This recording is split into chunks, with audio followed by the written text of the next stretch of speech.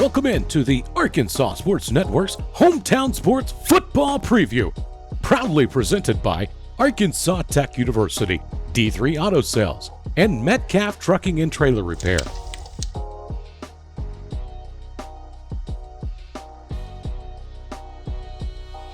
Today we sit down with the head coach of the Bismarck Lions, DJ Keithley.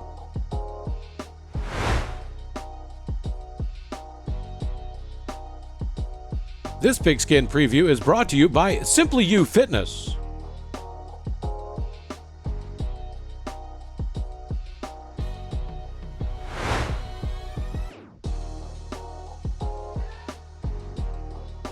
And by the Bismarck Lion Booster Club.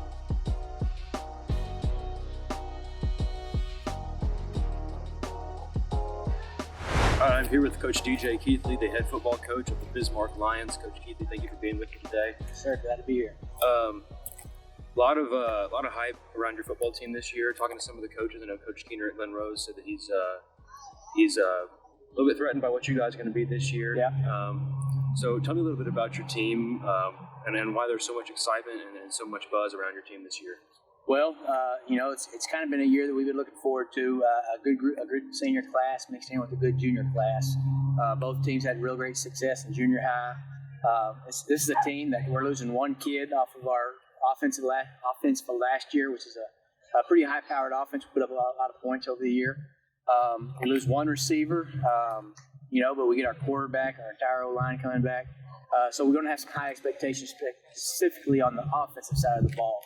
Defensively, we lost some linebackers, but we got most of those guys coming back too. So, last year we were a young team and had a lot of success, made it to the third round.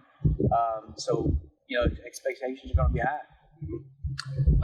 Tell me about your conference this year. So there's some conference realignment. So tell me if that affected you guys at all, and then tell me about your schedule this year. Who you guys playing non-conference while you play those teams, and maybe some conference games you guys are looking forward to. Yeah, we went south. We were north.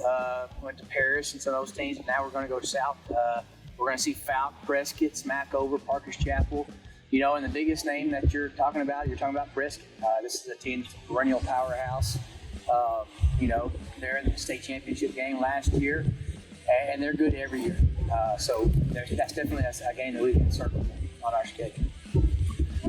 Tell me about what you guys do as far as your scheme on offense and defense. You said you have a pretty high-powered offense coming into this season, so tell me about what your expectations are for those two units and what you guys do as far as your scheme goes.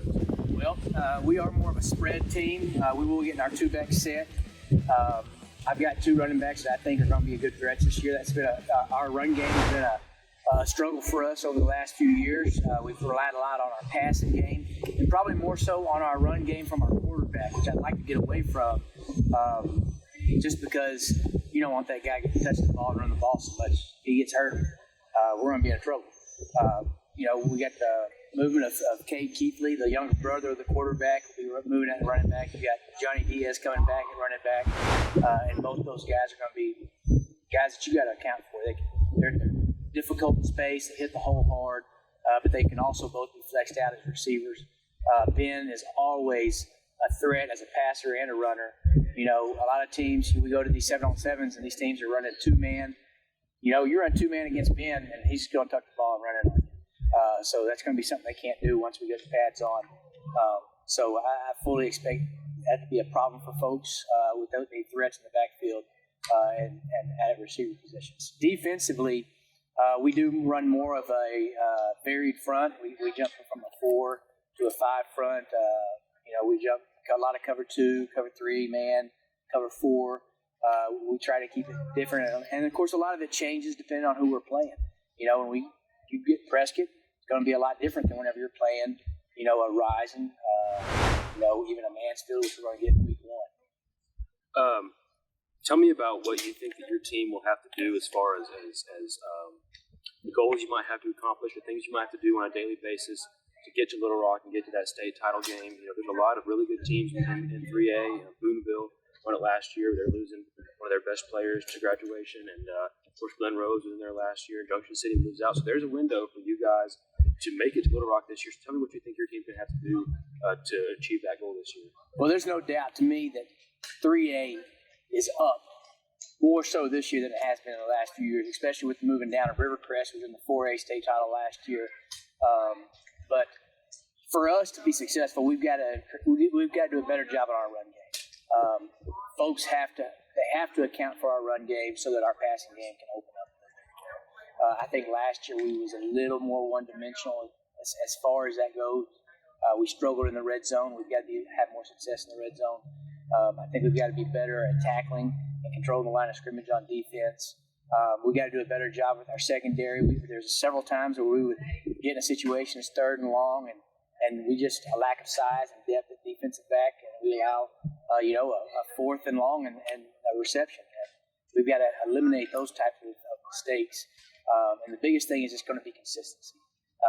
It's one day we're coming out and we look like we can beat anybody in the state, and then other days we're going to struggle against some of the lower class guys. So we got to be more consistency with what we're doing, and I think we got to do a better job of controlling the line of scrimmage on both sides, offense and defense. Tell me a little bit about what your culture is like at Bismarck as far as just the football culture, the culture in the town, what it's like on Friday nights, and what it means for these players to put on that Bismarck jersey, just anything that you can think of that really puts together what Bismarck football is all about. Well, when we took this program over 7 years ago, the culture was pretty desolate.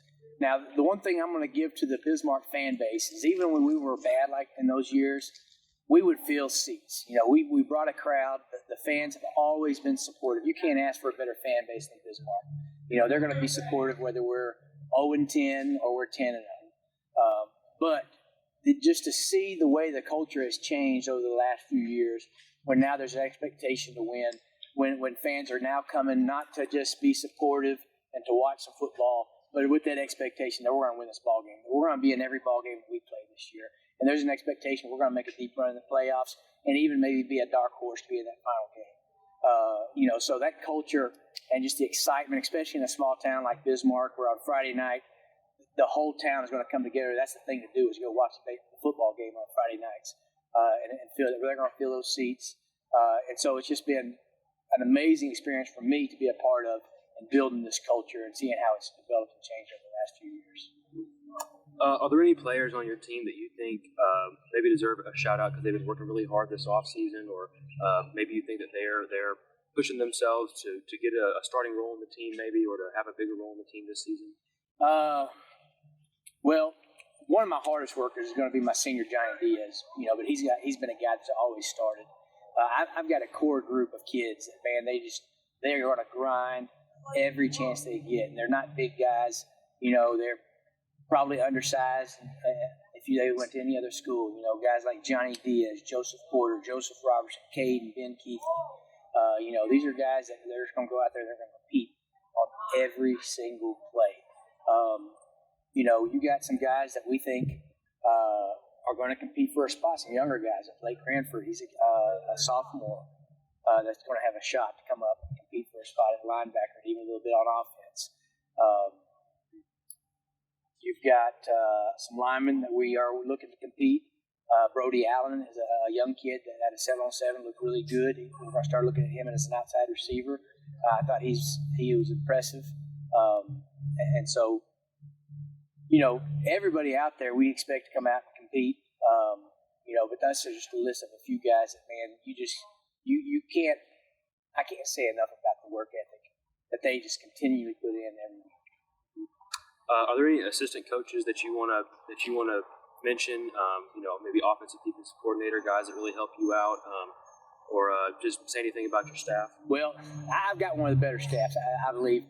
A few years ago we lost our defensive coordinator, and I was a little concerned about it. And we picked up a guy named Cameron Brown, and he has just been a tremendous help. Just what he's brought to our program, the energy, the fire.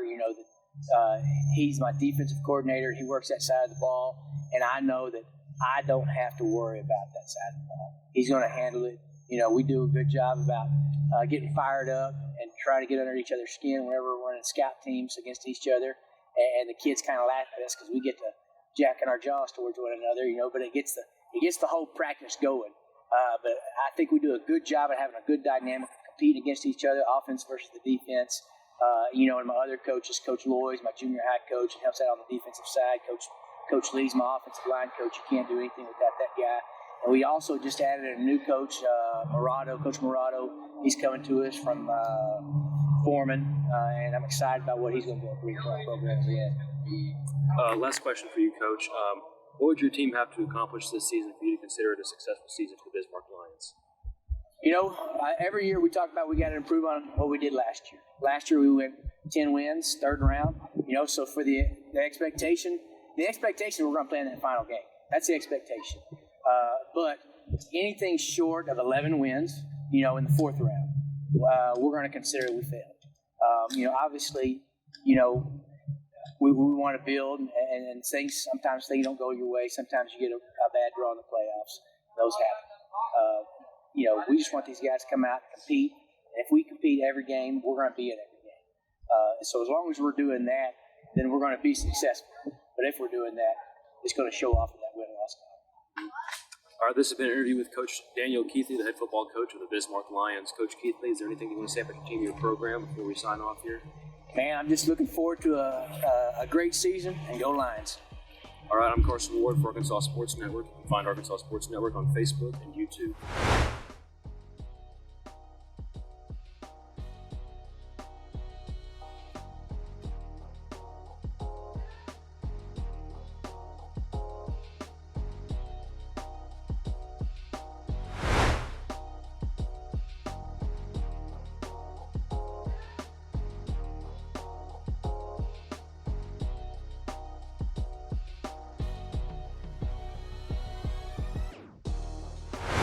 Thanks again for joining us on the Arkansas Sports Network's Hometown Sports Football Preview. Don't forget to like and subscribe to the Arkansas Sports Network on YouTube to catch more previews and all the latest updates on your favorite teams.